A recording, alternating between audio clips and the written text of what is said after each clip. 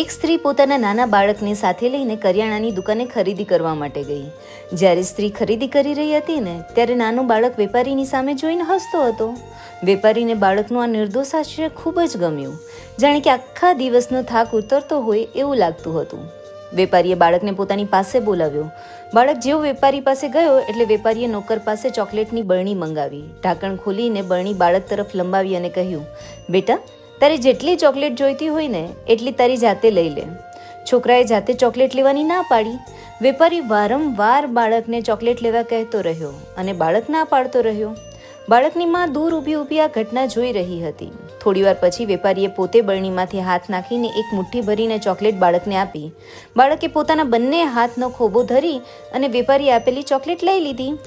બાળક ખુશ થઈને કૂદતો પોતાની મા પાસે જતો રહ્યો. દુકાનેથી પાછી ફરતી વખતે માએ આ બાળકને પૂછ્યું, બેટા, તને પેલા કાકા ચોકલેટ લેવાનું કહેતા હતા તો પણ તું ચોકલેટ કેમ નહોતો લેતો? છોકરાએ પોતાના હાથ માને બતાવતા કહ્યું, જો મમ્મી, મારા હાથ તો બહુ જ નાના છે. મેં મારી જાતે જ બરણીમાંથી હાથ નાખીને ચોકલેટ લીધી હોત ને તો મને બહુ ઓછી ચોકલેટ મળી હોત. પણ અંકલનો હાથ તો બહુ મોટો હતો એટલે મુઠ્ઠી ભરીને ચોકલેટ આપી તો મારો આખો ખોબો ભરાઈ ગયો. આપણા હાથ કરતાં ઉપરવાળાનો હાથ અને હૈયું બંને બહુ મોટા છે.